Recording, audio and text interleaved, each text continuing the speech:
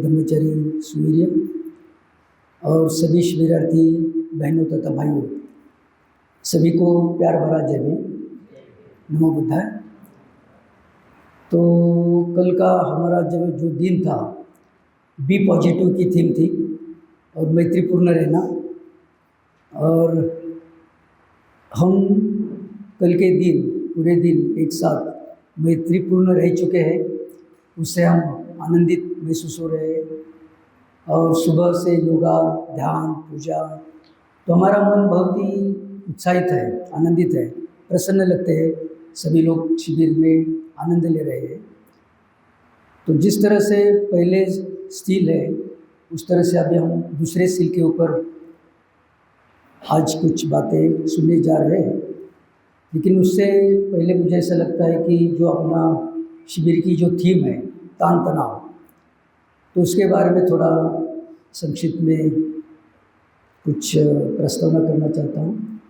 जैसे कि मैं इसके बारे में सोच रहा था आज सुबह, तो इस दुनिया में, इस संसार में, इस जगत में ऐसा व्यक्ति नहीं है कि जिन्हें तनाव नहीं है।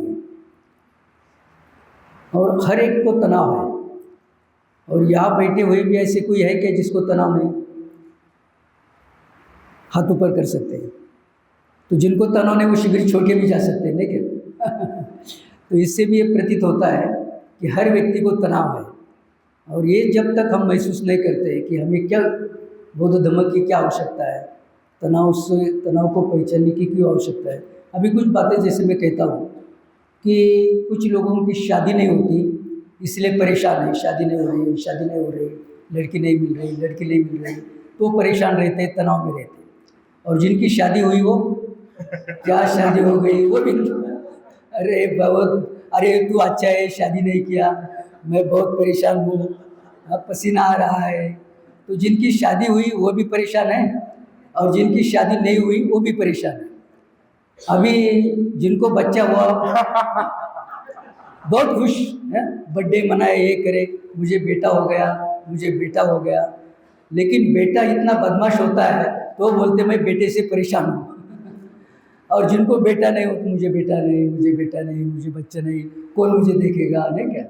तो हर बात ऐसी लगती है कि हर एक को इस तरह से तनाव होता है, परेशानियाँ होती है। अभी किसी का लड़का बहुत होशियार है, बहुत विद्वान हो गया, अमेरिका यूएसए में चला गया, उनको बहुत गर्व लगता है, मेरा बेटा, मैंने कितना सिखाया, कितना अच्छा लड़का है। और किसी का लड़का बिल्कुल ढ है, कोई मजूरी काम यहाँ वहाँ करते रहता है, तो उनको दुख होता है मेरे लड़का पढ़ा नहीं। लेकिन उनका लड़का वहाँ जाने के बाद पढ़ रहा है, बहुत अच्छा कमाई कर रहा है, 5 लाख, 10 लाख, 20 लाख पगार है। लेकिन वो बोलते अभी मुझे डेथ के लिए आपके आने के लिए समय नहीं। तो 5-5 साल एक दूसरे को मिलते ही नहीं, तो वो भी परेशान है, बेटा होते हुए भी मेरे पास नहीं है, मुझे देख नहीं रहा है, मुझे सुन नहीं रहा है, मैं उनको देख नहीं पा रहे, तो उनको भी परेशानी है। तो कितना लिखा पढ़ा हो, कितने ऊंचे पद पर हो, प्राइम मिनिस्टर भी हो, उनको भी तनाव है। मोदी हमेशा तनाव में रहते हैं। तो कोई ऐसा आदमी है नहीं है इस संसार में कि लिखा पढ़े को भी तनाव है, अनपढ़ को भी तनाव है, बहुत रिच है, अमीर लोग हैं उनको भी तनाव है, बिल्कुल गरीब है उनको भी तनाव है। तो इस तरह से मुझे ऐसा लगता है कि संसार के तरफ जब हम देखते हैं तब जहाँ जाए वहाँ हम एक दूसरे की नफरत, एक दूसरे की चिंताएं, अलग अलग प्रकार की परेशानियाँ, सब कुछ अपने पास होते हुए भी तनाव है। और कुछ भी नहीं है किसी का भी हमारे पास तनाव भी रहता है। तो ऐसी सब चीज़ों के ऊपर जब देखते हैं तो बुद्ध इसके लिए क्या कहते हैं? बुद्ध इसीलिए कहते हैं संसार यह दुख भरा है और संसार की कोई भी ऐसी चीज़ नहीं है कि जो हमें हमेशा के लिए सुख प्रदान कर सकती है। तो उसमें एक प्रकार के भय है, चिंता है, अस्वस्थता है।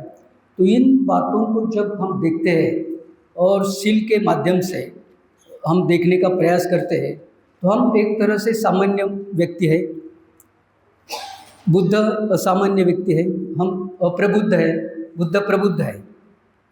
तो संक्षिप्त में यदि हम देखने का प्रयास करते हैं कि सही में जैसे मैंने शुरू में कहा कि इस संसार में कोई भी तनाव मुक्त नहीं है, लेकिन एक तनाव मुक्ति का अनुभव लेकर गया है बुद्ध, है ना। बुद्ध हमारे लिए क्या है, इसीलिए हम उन्हें उदाहरण मानते हैं, एक तरह से हमारे लिए वो आदर्श मानते हैं कि बुद्ध ऐसी एक स्थिति है, अवस्था है, बिल्कुल तनाव से मुक्त है, किसी भी प्रकार का उन पर तनाव नहीं है।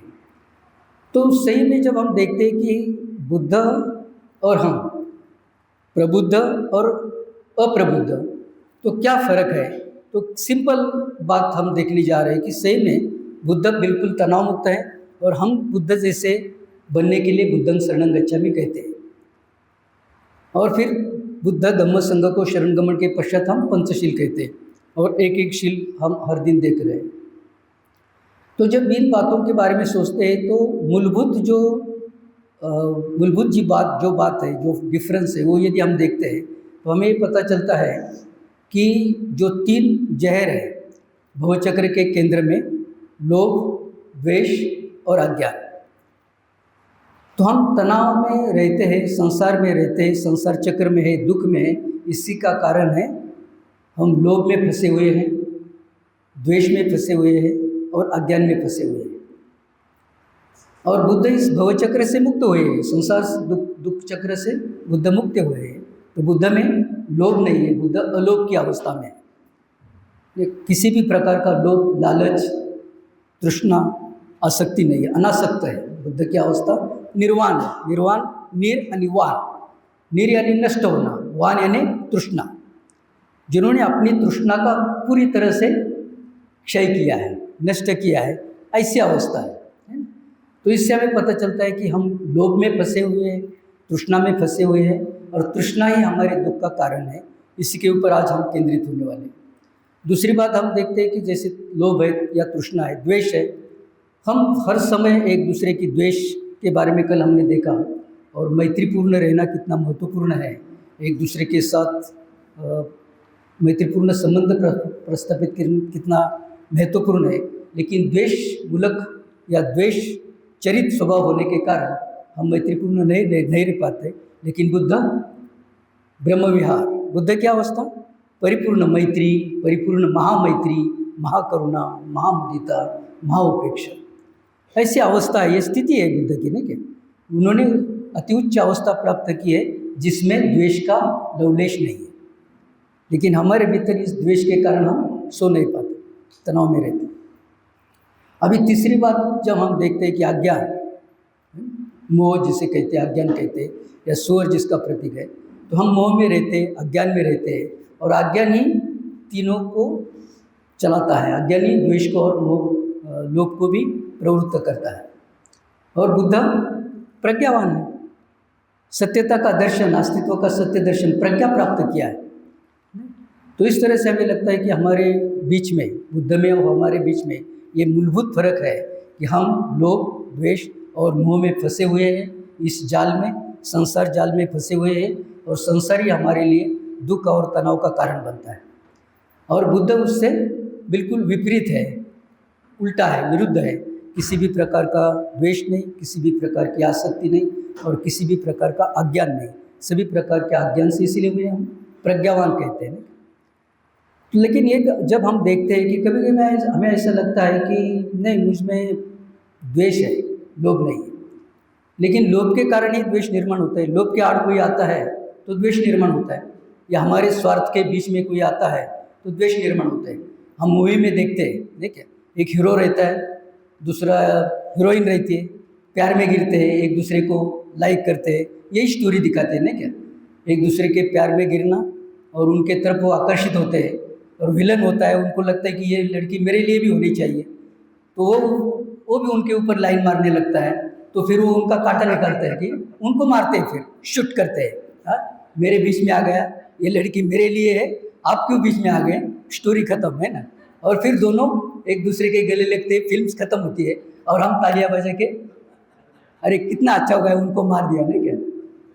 तो इस तरह की द्वेष की भावना, जलन की भावना, स्पर्धा की भावना, यही सभी सीरियल में दिखाते हैं, सभी प्रकार के सीरियल नहीं क्या। घर में एक, ऑफिस में एक, उधर एक, इधर एक, और ऐसी स्टोरी हम देखते रहते हैं। तो हमें मज़ा आती है कि कितनी स्टोरी अच्छी है, कितनी सीरियल अच्छी है, आंखें फाड़ फाड़ के देखते हैं। तो इस तरह से हमारे क्या होते हैं, आंखें नंबर बढ़ता है और कैटरिंग बढ़ता है और ऑपरेशन करना पड़ता है ना। अभी मैंने आंखें चेक किया तो डॉक्टर बोले कि आपकी आंखें बिल्कुल अच्छी है, आप योगा करते हैं क्या? उन्होंने जान लिया, उन्होंने मुझे कहा कि आपकी आंखें इतनी अच्छी है, अच्छे। मैं एक डॉक्टर के पास भी गया था, तो एक डॉक्टर ने मुझे कहा कि आपकी आंखें बहुत अच्छी है। मैं बोला, और उन्होंने मुझे कहा कुछ हीरोइन का नाम लिया, बोले वो हीरोइन जैसे, अभी मुझे याद भी नहीं, ऐश्वर्या। तो वो डॉक्टर मुझे बोल रहे थे कि आपकी आंखें ऐश्वर्या जैसी है। तो मैं सोचने लगा ऐश्वर्या कौन है, बाद में मुझे पता चला। तो ये मेरा अज्ञान है, नहीं क्या? अज्ञान के कारण मैं जल्दी पहचान नहीं पाता किसी को। एनीवे, तो ये विनोद या कुछ हंसी मजाक की बात बाजू रख दिया, तो मुझे लगता है कि ये जो 3 मूल प्राणी हमारे बीच में बसे हुए हैं, इसे क्या कहते हैं? Joint project. कभी बड़ी फैक्ट्री चलाते ना, तो वहाँ पर जॉइंट डायरेक्टर रहते हैं, नहीं क्या? 3 लोग, 2 लोग, 4 लोग, जॉइंट डायरेक्टर बोलते हैं, और वो सब मिलके कंपनी को दिशा देते हैं। उसी तरह से हमारे जीवन को नियंत्रण करने वाले ये 3 मैनेजिंग डायरेक्टर हैं, है ना। एक 3 साथ एक दूसरे को मदद करते रहते हैं। द्वेष लोभ को मदद करता है, लोभ द्वेष को मदद करता है। अज्ञान के आधार पर लोभ निर्माण होता है, अज्ञान के आधार पर द्वेष निर्माण होता है, और हमारे जीवन पर इस भव चक्र का नियंत्रण रहता है। हमारा जीवन में नियंत्रित करते हैं, और फिर हम वास्तव में हम दुख, संसार और चिंताओं में चले जाते हैं। तो इस तरह से हम देखते हैं कि संसार में दुख है, भय है, चिंता है, और बुद्ध ने 7 प्रकार के दुख कहे हैं। जन्म दुख है, मृत्यु दुख है, बीमारी दुख है, और बुढ़ापा दुख है। ये शारीरिक दुख है, जन्म, मृत्यु, बुढ़ापा और बीमारी। और मानसिक दुख क्या है? प्रिय व्यक्ति का वियोग होना दुख है। अप्रिय व्यक्ति अपने नज़दीक आया, कोई अच्छा नहीं लगता, वो हमारे साथ आता है, नज़दीक आता है, तो दुख होता है। और अपने मन जैसी बातें नहीं होती, घर में कोई अपने मन जैसे नहीं सुनता, नहीं हमारे मन जैसे नहीं होता, सेंटर में, कंपनी में, तो हमारे मन जैसे नहीं होने से भी एक दुख होता है। तो इसी तरह से ये 2 प्रकार के दुख है, शारीरिक दुख 4 प्रकार के, मानसिक दुख 3 प्रकार के, ऐसे सब मिलके 7 प्रकार के दुख है। जन्म, मृत्यु, बीमारी, बुढ़ापा, प्रिय व्यक्ति का योग, प्रिय व्यक्ति का योग, वियोग, और अपने मन जैसी बातें नहीं होती। तो और 3 प्रकार दुख के बुद्ध ने कहे हैं, जिसे हम कहते हैं कि दुख, यानी शारीरिक दुख, काटना है, पेट में दुख रहा है, शरीर को कोई ईजा हुई है, तो इस तरह से जो शरीर में ईजा होती है उसी को हम क्या कहते हैं? शारीरिक दुख, शरीर का दुख, दुखता।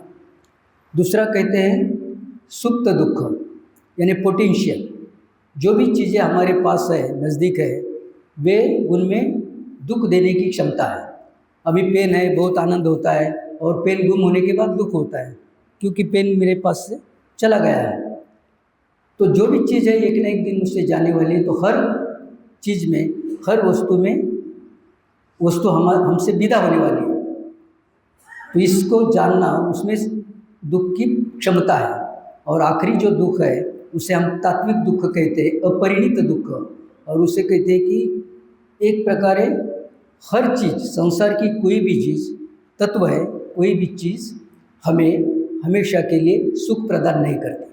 और वास्तव में हम दुख क्यों हैं?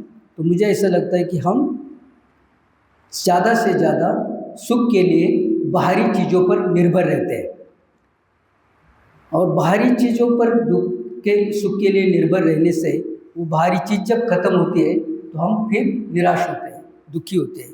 तो इस तरह से आज के विषय पर जब हम मुड़ते हैं तो मुझे लगता है कि जैसे हमने कल ने बी पॉजिटिव, हमारा दिन की थीम थी, मुख्य टाइटल था बी पॉजिटिव, सकारात्मक रहिए और मैत्रीपूर्ण रहिए, नहीं क्या? एक दूसरे के साथ मैत्रीपूर्ण रहिए। इस तरह से हमने कल बात किया है। तो इससे मुझे ऐसा लगता है कि आज हम थोड़ा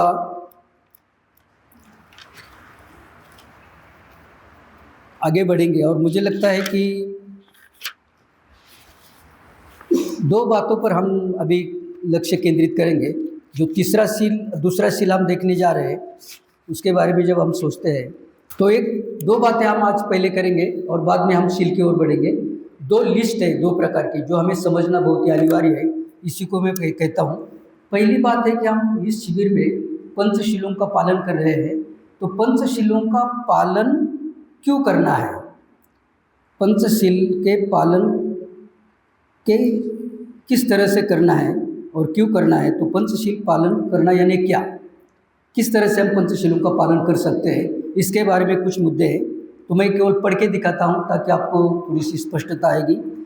एक दूसरे के प्रति संवेदनशील रहना यानी पंचशील का पालन है। एक दूसरे की सेवा करना, एक दूसरे को मदद करना, एक दूसरे को दिल से सुनना, गहराई से सुनना, एक दूसरे के प्रति ग्रहणशील रहना, एक दूसरे का आदर करना, रिस्पेक्ट ईच अदर, है ना, एक दूसरे का मान सम्मान करना, आदर करना, एक दूसरे को समझ लेना। औरों के साथ गलत व्यवहार होता है तो गलती की एहसास होती है तो माफ़ी मांगना, स्वीकार करना, गलती का स्वीकार करना यानी शिलाचरण है, जिसको हम कहते हैं पाप देशना। यदि हमसे गलती होती है तो हमें नम्रता से स्वीकार करना चाहिए कि यस मुझे गलती हो गई, मेरे से गलती हो गई। एक दूसरे को क्षमा याचना करना भी शील का पालन है। जब हम कोई गलती को स्वीकार करते हैं तो हमने उनको क्षमा याचना करनी चाहिए, नहीं? और बौद्धों का एक विशेष गुण होता है क्षमा याचना। एक दूसरे की ज़रूरत को समझना, औरों के जगह पर स्वयं को देखना। जब कोई दुख में है, चिंता में है, भय में है, तो उनकी जगह पर मैं होता तो मुझे कैसा लगता था। तो अपनी जगह दूसरों की जगह पे अपने स्वयं को रख कर देखना पड़ेगा। तो इस तरह से भी शील का आचरण होता है। कठोर वाणी का इस्तेमाल नहीं करना, झूठ नहीं बोलना, एक दूसरे के विकास में रुचि लेना, निरपेक्ष भाव से मदद करना। तो शील का आचरण क्या है, अपनी जो मैत्री हो इसी में किसी भी प्रकार की अपेक्षा नहीं है, स्वार्थ नहीं है, निस्वार्थ भाव से हमें मदद करना है। ये सभी बातें शील में आती है कि हमने इस पर चर्चा कर सकते हैं कि सही में जब हम शील का पालन करते हैं, ऐसे कहते हैं, तो क्या इन सभी बातें हमारे शिलाचरण में आती है क्या, इसके ऊपर आप अपने अपने वर्ग में चर्चा कर सकते हैं। अब इस शील के फायदे क्या है। कभी भी हम किसी स्कीम हमारे पास आते हैं, कोई इंश्योरेंस वाले आते हैं, तो इसका क्या फ़ायदा, उसका क्या फ़ायदा, फ़ायदे के सिवाय हम एक्सेप्ट नहीं करते। अभी हम फोर्स करते रहेंगे शील का आचरण करो, शील का आचरण करो, लेकिन आप बोले इसका क्या फ़ायदा, शिविर में आने से क्या फ़ायदा, शील आचरण का क्या फ़ायदा। तो फ़ायदा ही मालूम नहीं होता तो हम कोई स्कीम लेते नहीं जल्दी, नहीं क्या। तो हमारी जो स्कीम है उसके फ़ायदे हमने बताने पड़ेंगे। पंचशील का पालन करने की जो स्कीम हम लेके आए हैं सुई रहने क्या। तो मुझे क्या लगता है कि जो फ़ायदे के बारे में जब हम सोचते हैं तो मैंने कुछ यहाँ पर 10 बहुत सारे फ़ायदे हैं, हम स्वयं भी अनुभव कर सकते हैं, लेकिन मैंने 10 फायदों जो लाभ है उसकी हमने यादी निकाली है। तो पहली बात है, शीलवान व्यक्ति सुख से सोता है और सुख से जागता है। तो उन्हें नींद अच्छी लगती है, भय नहीं, चिंता नहीं, अस्वस्थता नहीं, कोई परेशानी नहीं, तनाव नहीं। तो तनाव में रहते हैं तो नींद नहीं आती है ना, लेकिन तनाव मुक्त रहते तो हम, इसीलिए क्या कहते हैं, धम्मचारी सुखम स्थिति। धम्मचारी मुझे केवल कैसा है, इसका अर्थ धम्मचारी नहीं, जो जो धम्म का आचरण करता है वो धम्मचारी बन सकता है। तो धम्मचारी शब्द वहाँ से लिया है, कहा धम्म पालन गाथा से लिया है कि धम्मचारी सुखम स्थिति। तो इससे हमें लगता है कि सुख से सोना, सुख से जागना, ये पहला लाभ है। दूसरा लाभ है कि उन्हें बुरे सपने नहीं पड़ते, डरावने वाले स्वप्न, बहुत सारे मर्डर हुआ है, ये हुआ है, वो हुआ है, ऐसे बुरे सपने नहीं पड़ते। तीसरी बात है, हम सदा आनंदित और सुखी रहते हैं, सुख से रहते हैं। लोग उनकी इज्जत करते हैं, वे भी लोगों की इज्जत करते हैं, एक दूसरे का सम्मान करते हैं। जैसे वे भी आचरण करने से लोग उनकी इज्जत करते हैं, सम्मान करते हैं, उसे वे भी और उनका सम्मान करते हैं, एक दूसरे की इज्जत करते हैं। लोग उन पर विश्वास, भरोसा रखते हैं, शिलाचरण करने वाले लोगों के ऊपर विश्वास रखते हैं, और शील पालन करने वाला आदमी भी और उनके ऊपर विश्वास या भरोसा रख सकता है। वे एक दूसरे के प्रति ग्रहणशील रहते हैं, शील पालन करने वाले लोग एक दूसरे के प्रति ग्रहणशील रहते हैं। और एक बेनिफिट है, शिलाचरण से आदमी निरोगी बनता है। स्किलफुल मीन्स या कुशल कर्म करने से आदमी निरोगी बनता है, किसी प्रकार की बीमारी उनके तरफ आती नहीं, उन्हें आयु लंबी लगती है, लंबी आयु, दीर्घ आयुष्य मिलता है, दीर्घ आयु प्राप्त होती है। औरों के मदद करने हेतु वे सक्षम होते हैं, is capable to help others. वो दूसरों को, जो शीलवान होते हैं वो दूसरों को सक्षम, मदद करने के लिए सक्षम होते हैं। इसलिए बुद्ध शीलवान थे, बुद्ध ने औरों को मदद करने की क्षमता उनमें निर्माण हुई। बाबा साहब पारमिता का पालन करते थे, बोधिसत्व थे, लोगों को मदद करने के लिए सक्षम हो गए। हमने अपने जीवन में कितने लोगों को मदद की है? तो मदद करने की जो भावना है वो शील से आती है, और आखिरी है उनमें आत्मविश्वास तथा निर्भयता होती है। तो ऐसी कुछ बातें हैं, जो दो लिस्ट मैंने बताई है कि शील का पालन करने का सही अर्थ क्या है, और शील के ओर बढ़ने के लिए, और शील के यदि लाभ हमें मालूम होते हैं तो यही पसी को भी हम कहते हैं। यदि सही में हम शील का आचरण करते हैं तो हमें ये लाभ हुए हैं, इसी को हमने एहसास करना चाहिए, महसूस करना चाहिए। यदि हमारे जीवन में कुछ परिवर्तन की ओर हम बढ़ते हैं तो इन बातों से हम धीरे धीरे आगे बढ़ने के लिए प्रयास कर सकते हैं। तो अभी आज के शील के तरफ हम चलते हैं। तो आज का जो दूसरा शील है, लोग कहते हैं अदिन्न दाना, लेकिन जो उच्चार सही है अदिन्ना दाना, ऐसे कहते हैं, है ना। तो पहले दूसरा शील है अदिन्ना दाना वेरमणि सिक्खापदं समाधियान। इसका अर्थ क्या होता है? मैं चोरी नहीं करूँगा तो चोरी करने से अलिप्त रहूँगा, ठीक है। और इसीलिए हम सकारात्मक शील क्या कहते हैं? मुक्त हस्त से दान करके मैं अपने शरीर को शुद्ध करता हूँ। तो यहाँ पर हम देखते हैं कि जैसे कल पहले शील में हमने देखा कि शील पालन, तो बोधिसत्व की जो 10 या 6 पारमिता है उसमें दान पारमिता पहली है और दूसरी पारमिता शील पारमिता है। तो इस दान पारमिता का बोधिसत्व आचरण करते हैं, और हमें भी अभी इस लोभ की प्रवृत्ति जो है, आसक्ति है या तृष्णा है, तो इस तृष्णा के लिए, तृष्णा से ऊपर उठना है, और तृष्णा ही हमारे दुख का कारण बनता है। और जिस तरह से कल हमने मूल क्लेश जो हमने देखे हैं, राग, प्रतिघ, अविद्या, मान, विचिकित्सा और दृष्टि, ये जो 6 मूल क्लेश है उसमें का इसमें पहला ही जो है, राग का अर्थ होता है लोभ। राग ये पाली शब्द है, इसको कहते हैं लोभ। तो जो मूल क्लेश है, 6 मूल क्लेश, उसमें पहला ही क्लेश है राग, यानी लोभ। लेकिन लोभ जिस तरह से हमने उसके उपक्लेश देखे थे द्वेष के, उस तरह से हमने अभी आज इसके भी 5 उपक्लेश है। तो लोभ के 5 उपक्लेश कौन से हैं? तो उसमें पहला है मात्सर्य, ये पाली शब्द है। दूसरा है मृक्ष, तीसरा है माया, चौथा है शाठ्य, और 5वां है मद। तो इस तरह से मात्सर्य, मृक्ष, माया, शाठ्य और मद का अर्थ क्या होता है, इसके बारे में थोड़ी सी मैं जानकारी देना चाहता हूँ। जैसे कि मात्सर्य का अर्थ होता है, मात्सर्य का अर्थ होता है हौरट, हौरेपना। जैसे हम प्लेट में लेते ना क्या, और यहाँ सूचना देनी पड़ती है कि ज़्यादा मत ले लो, जितना चाहिए उतना ले लो। लेते समय हमें पता ही नहीं चलता कि अबे बहुत जगह ही नहीं है रखने के लिए, नहीं क्या, और इतना सारा लेते, इसके हौरट बोलते ना क्या, खाने की हाव, ये या चीज़ों की हाव। या दूसरी बात हम देखते हैं कि हौरट जिसको हम पहचानने का प्रयास करेंगे, तो जब हम मॉल में जाते हैं, मॉल ये जगह अलग अलग जगह पे जाते, बॉक्स में डाल देते ना क्या, हौरट चाहिए या नहीं है, ज़रूरत है या नहीं है, जी देखते उठाते, इसको हौरट बोलते ना क्या, हौरेपना, बराबर।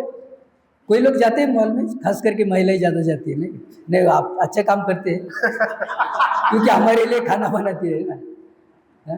तो ये हौरटपना जो अपने है, उसी को लोभ का कारण है कि हमें ज़रूरत है या नहीं इसके बारे में हम सोचते नहीं, तो इसी को हौरापन कहते हैं। या हिंदी में क्या बोलते हैं, हिंदी में क्या बोलते हैं, कंजूसी नहीं हो रहा। ठीक है, आप सोच लो। ओके, ठीक है, ठीक है, अभी आगे बढ़ते हैं हम। इसका जो दूसरा उपक्लेश है मूर्ख, मूर्ख का अर्थ होता है धूर्त, काव्यबाज।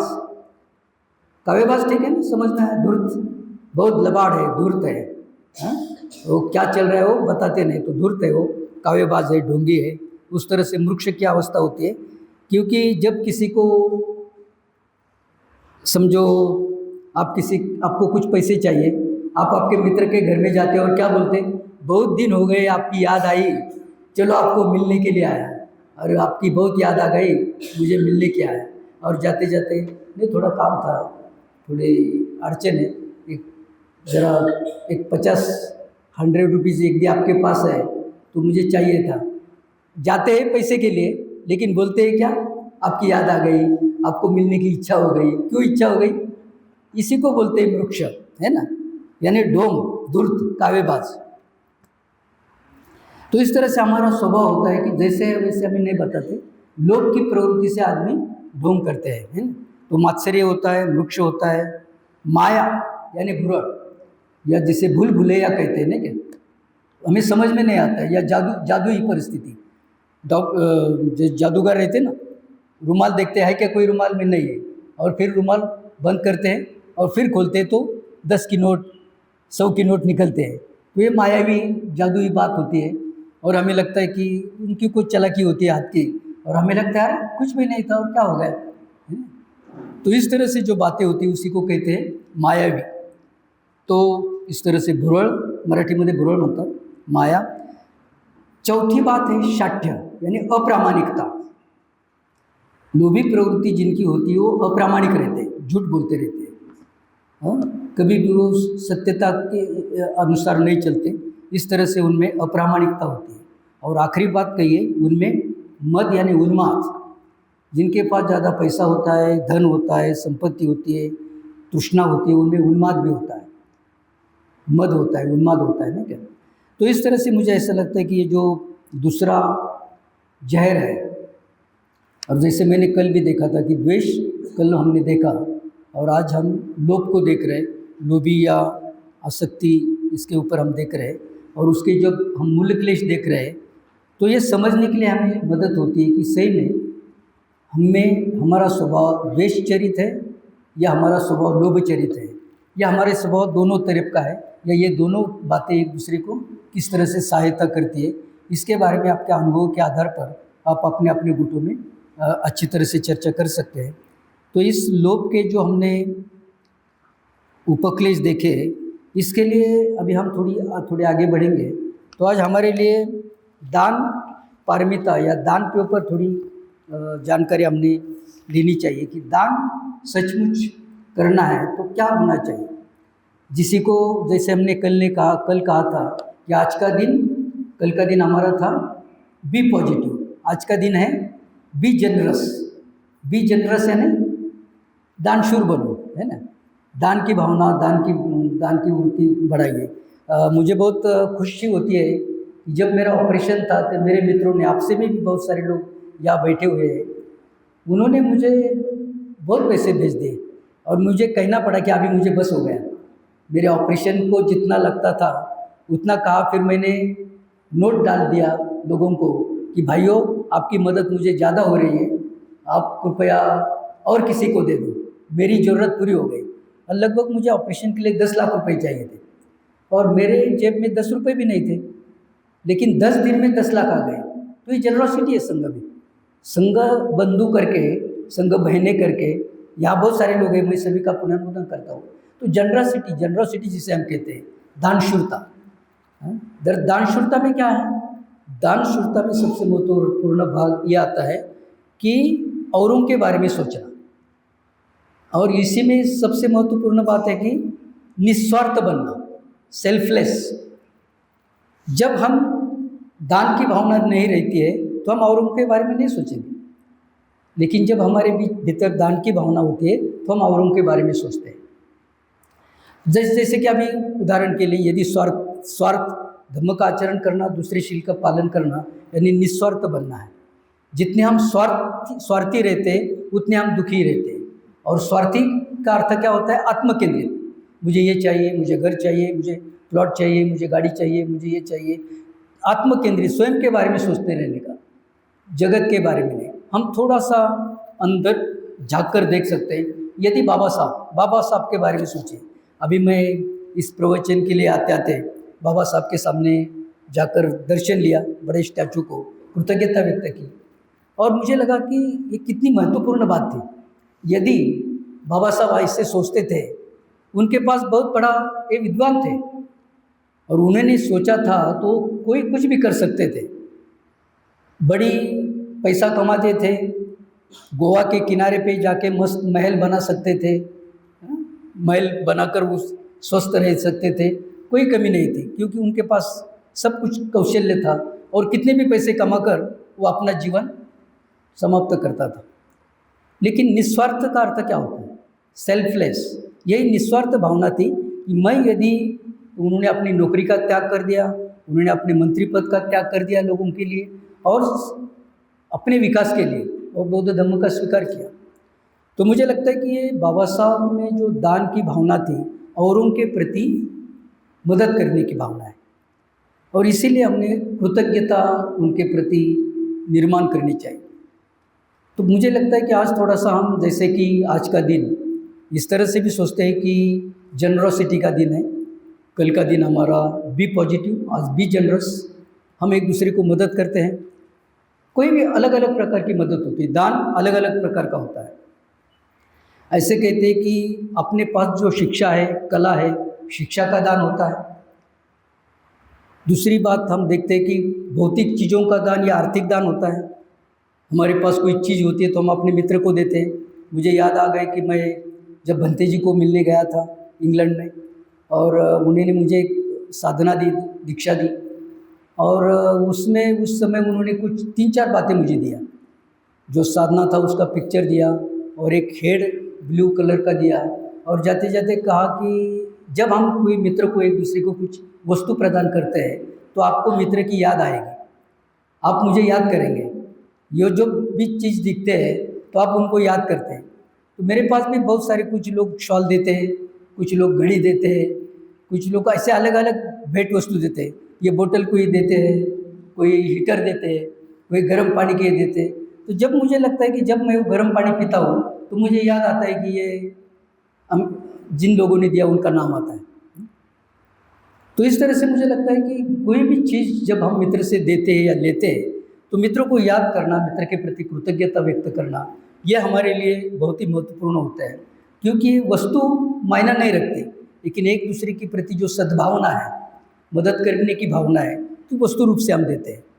तो दान की भावना इससे बढ़ती है। लेकिन तो दान भावना देने, वस्तु या आर्थिक दान कर सकते हैं, समय का दान कर सकते हैं, अवयव दान कर सकते हैं, शरीर का दान कर सकते हैं, समय का दान कर सकते हैं। जिस तरह से मैंने किडनी का दान किया, शरीर दान, अवयव दान, समय का दान, अभय दान। कोई परेशानी में है, चिंता में है, भय में है, उसे अभय दान दे सकते हैं, उन्हें आधार दे सकते हैं।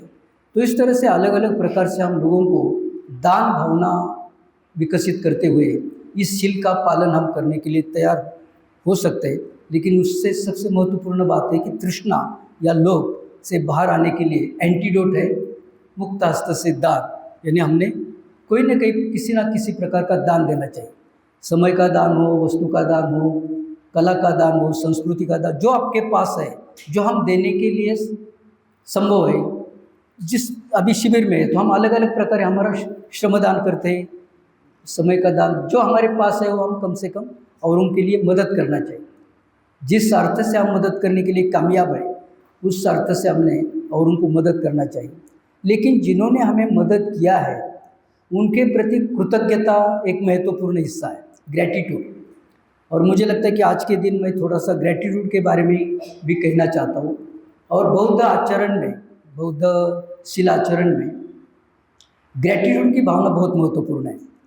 और जैसे हम अभी देखते हैं कि बाबा साहब के प्रति हमारे मन में कृतज्ञता है, भंते जी के प्रति हमारे मन में कृतज्ञता है, हमारे माता पिता के प्रति हमारे मन में कृतज्ञता है, हमारे शिक्षक के प्रति कृतज्ञता है, लेकिन ये ग्रेटिट्यूड की भावना के कुछ एस्पेक्ट हैं अलग अलग। हम कृतज्ञ, कृतज्ञ यानी कृतज्ञता नहीं है, कृतज्ञ होते हैं कभी कभी, लेकिन कृतज्ञ, कृतज्ञ रहना यानी एक तरह से अपनी कृतज्ञ की भावना को अभिव्यक्त करना है।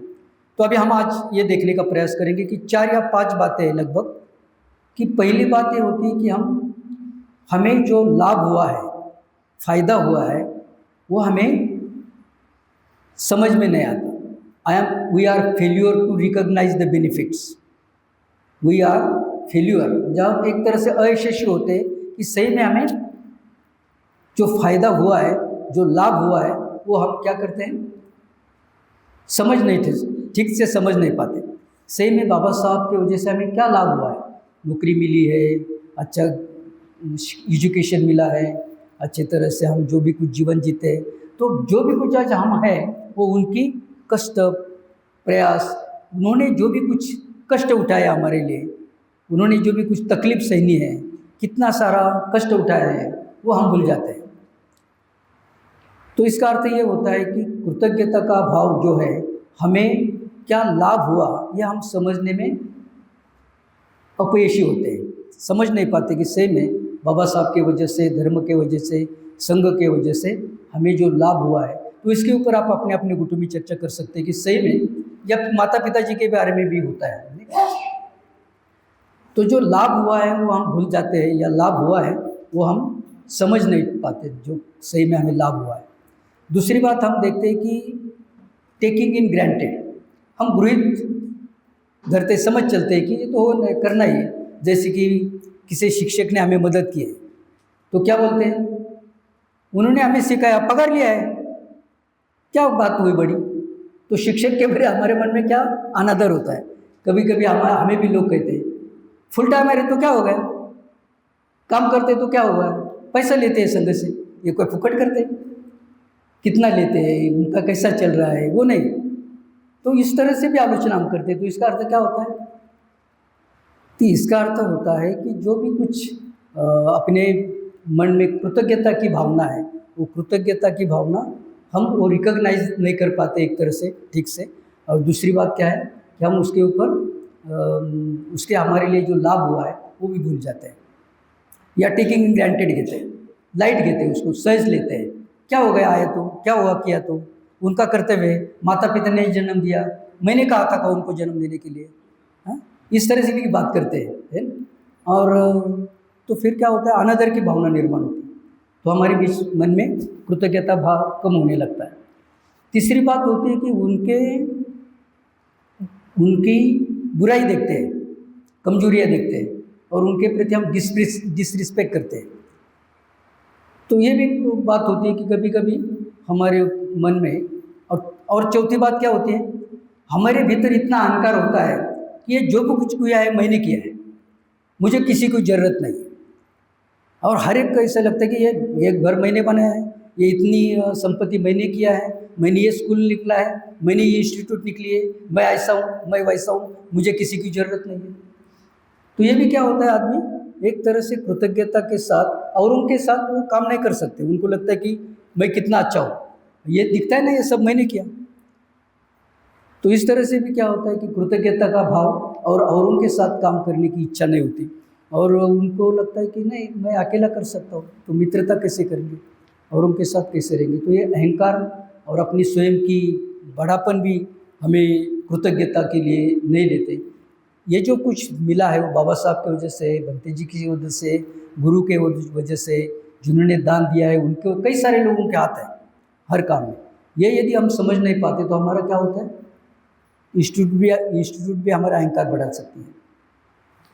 और आखिरी चीज़ क्या होती है कि कभी कभी मुझे ऐसा लगता है कि बहुत दिन होने के बाद, जैसे कि अभी 70 साल पहले धर्मांतरण हुआ है, और बाबा साहब के साथ जिन लोगों ने काम किया था, उन लोगों के बाबा साहब के प्रति जो कृतज्ञता थी, जो श्रद्धा थी, जो आदर था, जिन्होंने प्रत्यक्ष देखा था कि बाबा साहब ने कितने कष्ट उठाए हैं, कितनी तकलीफ सहनी है, लेकिन अभी न्यू जनरेशन को केवल किताबों के माध्यम से बाबा साहब मालूम है।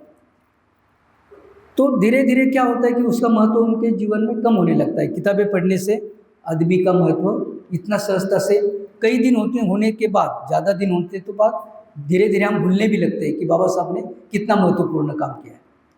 अभी बहुत सारे लोग, जैसे मैं देखता हूँ कि जिन लोगों को मैं, कुछ ऐसे लोगों को मिला था जो बाबा साहब को प्रत्यक्ष मिले थे, जिन्होंने बाबा साहब के साथ काम किया था, जो बाबा साहब के बॉडी रक्षक थे, तब मुझे ये मुझे ये समझ में आया कि जिन लोगों ने प्रत्यक्ष बाबा साहब के साथ काम किया, उनकी बाबा साहब के प्रति की श्रद्धा, और जो लोग अभी बाबा साहब के काम कर रहे हैं लेकिन बाबा साहब के बारे में उतनी जानकारी नहीं, तो ये समझना थोड़ा थोड़ा धुंधला हो जाता है कि अभी बहुत दिन हो गए और भी कुछ अनुभव भी नहीं। कभी कभी अभी माता पिता जी के बारे में होता है ना, क्या माता पिता जी काम करते हैं, वो भूखे रह के काम करते हैं, अपने पालन पोषण करते हैं, कष्ट उठाते हैं, पैर में जूते नहीं होते हैं, कपड़े फटे हुए होते हैं, और फिर उन्होंने बहुत कष्ट उठा के अपने बच्चों को पढ़ाया। बच्चों को मालूम नहीं, बच्चे अभी कहते हैं कि आज अपने बच्चे 1 साल का जन्म हुआ तो उनको पैर में जूते आते हैं, मैं स्वयं 11वीं तक जूता नहीं पहना था। तो ये पुरानी बात थी, तो हमें उस बात को सही में समझना। और कभी अभी मैं कहता हूँ मेरे बच्चों को या पोते को कि मैंने 11वीं तक चप्पल नहीं पहना था, बहुत हो गया आपका ज़माना, अभी छोड़ दो, है ना। उनको उसके कुछ सुनने भी अच्छा नहीं लगता, है ना। तो ज़माना बदल गया है, लेकिन फिर भी जो गरीबी की जो जान है, जिन्होंने अनुभूति लिया है, वो अभी की जनरेशन अनुभव नहीं कर पाती। बाबा साहब ने क्या कष्ट उठाया है, कितनी प्रतिकूल परिस्थिति से हमें ये दिया है, तो समझना हमारे लिए कठिन होता है। और इसीलिए कभी कभी कई दिन जाते हैं, वैसी बातें धीरे धीरे हम भूलने लगते हैं और उनके प्रति ग्रेटिट्यूड या कृतज्ञता नहीं रहती। माता पिता ने भी जो कष्ट उठाया है, आज हमें जितना पैसा मिलता है, और अभी देखते हैं कि इस संसार में बहुत सारी बातें जब हम देखते हैं तो ऐसा लगता है कि विषमता है। और इसीलिए आज अगली जो बात है, बाबा साहब का सपना क्या था, तो आप ग्रेटिट्यूड के बारे में, कृतज्ञता के बारे में सोच सकते हैं कि उसमें हमारी दानशूरता भी कैसे बढ़ेगी और हमारे भीतर जो श्रद्धा है वो किस तरह से विकसित होगी। अभी कल जिस तरह से हमने देखा था 2 बातें, बाबा साहब, इस अर्थ से बाबा साहब का सपना क्या था। कल पहला सपना और पहला शील हमने देखा, नैतिकता पर आधारित नीतिमान समाज को निर्माण करना, new society based on morality. दूसरा सपना था बाबा साहब का समता, स्वातंत्र्य और बंधुता पर आधारित नए समाज को निर्माण करना। और बाबा साहब ने जो धर्मांतरण किया, उस समय की जो परिस्थिति थी, उच्च नीचता, अस्पृश्यता, जातीयता, अन्याय, अत्याचार और बहुत ही हीन दिन परिस्थिति में हम लोग जीवन जीते थे। ऐसी परिस्थिति से उन्हें ये पता चला कि समता, स्वातंत्र्य, बंधुत्व के आधार पर नए समाज को निर्माण करना है। और इसीलिए बाबा साहब ने जो संविधान बनाया, वो संविधान भी इसी के आधार पर निर्माण किया। और इसके लिए संविधान के प्रीएम्बल जिसे कहते हैं, प्रस्ताव किया प्रीएम्बल, तो प्रीएम्बल में इस शब्दों की वहाँ रचना है, समता, स्वातंत्र्य, बंधुत्व तथा न्याय, ऐसा भी कहा है, 4 बातें। तो सही में देखा जाए तो भारत का संविधान जिस मूल तत्वों पर आधारित है, उस आधार पर चलता है क्या। और दान की प्रवृत्ति का जब हम विचार करते हैं और जब हम कहते हैं कि दान न करने का या चोरी का, इसका अर्थ सही होता है कि जो दिया नहीं वो नहीं लेने का, जो मेरा नहीं उसे मेरा नहीं कहने का। किसी भी प्रॉपर्टी या किसी भी चीज़ जो मेरी नहीं है वो नहीं लेने की, नहीं जो मेरी नहीं। तो इस अर्थ से भी हम देखते हैं कि वास्तव में ऐसे कहते हैं, स्टैटिस्टिक ऐसे कहते हैं, वर्तमान पत्र ऐसे कहते हैं, भारत आज की स्थिति में सबसे भ्रष्ट है, यानी भ्रष्टाचार। दान की भावना न होने के कारण, चोरी की भावना होने का कारण क्या है, भ्रष्टाचार ज़्यादा होता है। रिश्वत जिसे बोलते हैं हिंदी में, रिश्वत, काम को लगना है तो रिश्वत देनी पड़ती है। 2 लाख दे दो आपकी टीचर की नौकरी फाइनल, 1 लाख दे दो आपकी नौकरी फाइनल, नहीं क्या। तो इस तरह से रिश्वत या भ्रष्टाचार ये दान के खिलाफ है। और ये हमने अभी भी सुना होगा कि अभी जो इलेक्शन हुआ, तो ऐसे कहते हैं कि बहुत सारा पैसा, बहुत सारे पैसे दिए, हाँ, बहुत सारा द्वेष, तिरस्कार, मत्सर। और हम देखते हैं कि संविधान बचाना है, लोग भी कहते हैं संविधान को बचाओ। और संविधान के तहत यदि हम चलते हैं तो भारत में समता, स्वातंत्र्य, बंधुता और न्याय पर आधारित होना चाहिए। लेकिन अन्याय बढ़ रहे हैं, भ्रष्टाचार बढ़ रहा है, व्यभिचार बढ़ रहा है। ये जो 3 मूलभूत कमजोरी है, 5 बातें वैसे हमें दिखाई देती है। जैसे हम कहते हैं कि हिंसाचार है, भ्रष्टाचार है, व्यभिचार है, अहंकार है और अंधकार है। जगत में, संसार में ये 5 शील की 5 परिणति है, 5 विष की ये परिणति है। तो आज के विषय में हम देखने का प्रयास करते हैं कि सही में समता, स्वातंत्र्यता, बंधुता और न्याय, इन तत्वों पर आधारित नए समाज को हमें निर्माण करना है। तो इस शील का आचरण करते हुए हम किस तरह से इस समाज को अच्छी तरह से बदल करने के लिए मदद कर सकते हैं। अभी हम ये भी देखने का प्रयास करते हैं कि बाबा साहब की तत्व प्रणाली और उर्गेन भंते संगरक्षित जी की तत्व प्रणाली। भंते संगरक्षित क्या कहते हैं शील के बारे में, या दान के बारे में, धर्म के बारे में, या समता, स्वातंत्र्य, बंधुत्व के बारे में। तो भंते जी का एक कोटेशन है जिसे हम कहते हैं, भंते कहते हैं बौद्ध बनना यानी क्या। तो बौद्ध बनना यानी स्वयं में परिवर्तन लाना, बदलना, स्वयं को बदलना। बौद्ध बनना यानी हर चीज़ अलग ढंग से करना, उचित ढंग से करना, हर चीज़ अलग ढंग से करना। बौद्ध बनना यानी प्रत्यक्ष समता, स्वातंत्र्य और बंधुत्व का आचरण करना। देखिए, बाबा साहब भी कहते थे, उनका दूसरा सपना समता, स्वातंत्र्य और बंधुता निर्माण करनी है। और यहाँ पर भंते भी कहते हैं कि यदि बौद्ध बनना है तो समता, स्वातंत्र्य, बंधुत्व का प्रत्यक्ष आचरण करना है। बौद्ध बनना यानी केवल त्रिशरण पंचशील कहना नहीं है। बौद्ध बनना यानी त्रिशरण पंचशील को अपने जीवन में लाना है। तो इस तरह से जब शिक्षा को हम सामने देखते हैं तो हमें इस बात को सोचना पड़ेगा कि सही में हमारे जीवन में हम जब दातृत्व की भावना विकसित करते हैं, बाबा साहब का सपना साकार करने के लिए हम प्रयास करते हैं, तो इन महापुरुषों में ये गुण कैसे थे। बाबा साहब किस तरह से समानता प्रस्थापित करते थे, बाबा साहब में बंधुता कैसी थी, बंधुता का अर्थ क्या होता है अक्सर, और बंधुता पर समता और स्वतंत्रता निर्भर है। बंधुता का अर्थ होता है एक दूसरे के सुख दुख बांटना, ये बंधुता है, बंधुत्व कहते हैं इसको, नहीं क्या। तो ये मित्रता गहरी होती है तो बंधुता निर्माण होती है, और एक दूसरे के प्रति, एक दूसरे के सुख में बांटते रहना। अभी इन तीनों तत्वों को यदि हमारे जीवन में हमें उतारना है तो जैसे हम कहते हैं कि पहले शील का पालन करने से आधार पर शिलाचरण यदि हम ठीक से करते हैं तो शिलाचरण पहले शील का पालन करने से दूसरे शील आता है, क्योंकि हम आदमी को समानता से व्यवहार करते हैं। अभी जैसे कि हम देखते हैं कि मैं पति हूँ, मेरी पत्नी है, मैं पति हूँ, मेरी पत्नी है, तो पति पत्नी के ही रिश्ते से हम रहेंगे तो दुख निर्माण होगा, चिंता निर्माण होगी, अपेक्षाएं निर्माण होगी। लेकिन मैं एक व्यक्ति हूँ, वे भी एक व्यक्ति है, मुझे सुख चाहिए, उन्हें सुख चाहिए, मुझे दुख नहीं चाहिए, उन्हें भी दुख नहीं चाहिए। वो भी स्वतंत्रता का अनुभव लेनी चाहती है, मैं भी स्वतंत्र का अनुभव लेना चाहता हूँ। लेकिन मैं स्वतंत्र रहना चाहता हूँ, मुझे जो करना है वो मैं कर सकता हूँ, और उन्होंने कुछ करना है तो मुझे पूछना चाहिए। अरे मुझे नहीं पूछा, अरे मुझे नहीं पूछा, अरे मुझे नहीं पूछा, रात भर सोते नहीं, मुझे नहीं पूछा, मुझे नहीं पूछा, कहाँ गई, सो नहीं रहे। मैं उनको पूछे बगैर चला जाता हूँ, लेकिन उन्होंने मुझे पूछा नहीं, इसके बारे में दुख होता है।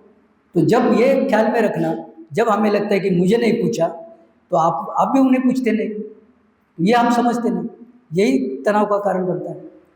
तो मुझे लगता है कि जो बातें हैं समता, स्वातंत्र्य, बंधुत्व, तो जनरली हमारा जो रिश्ता है, रिश्ते में जो तनाव निर्माण होते हैं, तो रिश्ते हम केवल नाते संबंध से ही प्रस्थापित करते हैं। और मुझे लगता है कि 3 जो प्रकार है निर्भर रहने के, रिश्ते में क्या होता है, रिश्ते में तनाव क्यों निर्माण होता है। तो रिश्ता होता है कि बाप और बेटे का रिश्ता होता है, तो बेटा करके बाप से या पिताजी से सर्टन एक्सपेक्टेशन होती है, वो फुलफिल नहीं होती है तो रिश्ता बिगड़ता है। पिताजी होते हैं, बेटे से सर्टन एक्सपेक्टेशन होती है, वो फुलफिल नहीं होती है तो दुख निर्माण होता है। तो इस तरह से अलग अलग प्रकार से जो रिश्ते होते हैं, वो रिश्ते के ऊपर आधारित हमारी रहन सहन होती है, अपेक्षाएं होती है, और अपेक्षाएं पूरी नहीं होती है तो हमें दुख होता है। और इसमें 3 बातें, प्रमुख बातें होती है। शोषण जिसे हम कहते हैं, लैंगिक अवलंबन है, आर्थिक अवलंबन है, और भावनिक अवलंबन है। हम भावनाओं के लिए एक दूसरे पर निर्भर रहते हैं तो भावनिक अवलंबन बनता है, लैंगिकता के लिए अवलंबन होता है, और आर्थिकता के लिए अवलंबित होते हैं। और इन बातों को लेके हम एक दूसरे का फ़ायदा उठाते हैं और एक दूसरे को हम दंडित करते हैं, एक दूसरे के लिए हम अधिकार जताते हैं, और एक दूसरे का हम स्वतंत्रता सही अर्थ से आज़ादी छीन लेते हैं। तो मुझे लगता है कि इसी वजह से संसार में दुख है, चिंता है, भय है, तनाव है। तो आइए हम इसके ऊपर भी आज थोड़ी सी चर्चा कर सकते हैं, समय हो चुका है। लेकिन मुझे लगता है कि ये 3 बातों पर भी आप लक्ष्य केंद्रित कर सकते हैं कि क्या मेरा व्यवहार चिंतन के लिए या चर्चा के लिए मुद्दा देता हूँ कि मेरा व्यवहार औरों के साथ समानतापूर्वक रहता हूँ, विषमता नहीं। विषमता अलग अलग प्रकार की होती है, स्त्री है, पुरुष है, वो लड़की है, लड़का है, स्त्री है, पुरुष है, गरीब है, स्त्री अमीर है, इस तरह के भेद होते हैं। वो काला है, मैं गोरा हूँ, वो अशिक्षित है, मैं शिक्षित हूँ, मैं पुणे के हूँ, ये विदर्भ के है। बहुत सारे भाषावाद है, प्रांतवाद है, विषमता निर्माण करने के लिए, नहीं क्या, तो बहुत सारे बात होते हैं, हमारे गाँव वाला है, उनके गाँव वाले हैं। तो इस तरह से हम क्या करते हैं, विषमता निर्माण करते हैं। और बाबा साहब ने शील पालन के लिए 13 से लेकर 17 तक, जिसे हम कहते हैं 22 प्रतिज्ञा में उसका अंतर्भाव किया है। और बाबा साहब ने 9वीं और 10वीं बात है, मैं समता, सभी मनुष्य मात्र समान है ऐसा मैं मानता हूँ, और मैं समता प्रस्थापित करने का प्रयत्न करूँगा। ये बाबा साहब की प्रतिज्ञा बाबा साहब ने दी है। तो मुझे लगता है कि सभी मनुष्य मात्र समान है, ऐसे होते हुए भी हम क्या करते हैं, ये मेरा है, ये मेरा नहीं है, वो इधर का है, वो उधर का नहीं है। तो इसके ऊपर हमने चर्चा करनी चाहिए कि सही में हमें कोई लोग हमें नज़दीक लगते हैं, कोई लोग हमें दूर के लगते हैं, किसी को हम जय भीम करते हैं, किसी को हम क्या बोलते हैं, दूर से चले जाते हैं, देखने के बाद ही मिलने की इच्छा नहीं होती है। तो हर एक के लिए प्यार, हर एक के लिए मैत्री, हर एक के लिए सम्मान, इज्जत, ये हमें निर्माण करने से एक नया समाज निर्माण होगा। लेकिन हमारे समाज में यदि गुट रहेंगे, हमारे समाज में यदि विषमता, हम एक दूसरे की घृणा करते रहेंगे, तो बाबा साहब का आदर्श हम कैसे निर्माण कर सकते हैं। तो इस तरह से हमारे मन का स्वतंत्र होना चाहिए, हम सभी के साथ एक समान व्यवहार करने चाहिए, और साथ के साथ भी व्यवहार करना चाहिए। तो मुझे लगता है कि आज के लिए इतना पर्याप्त है, समय हो चुका है। आप सभी ने शांति से सुना, इसलिए आप सभी को मैं धन्यवाद देता हूँ। नमो बुद्धाय।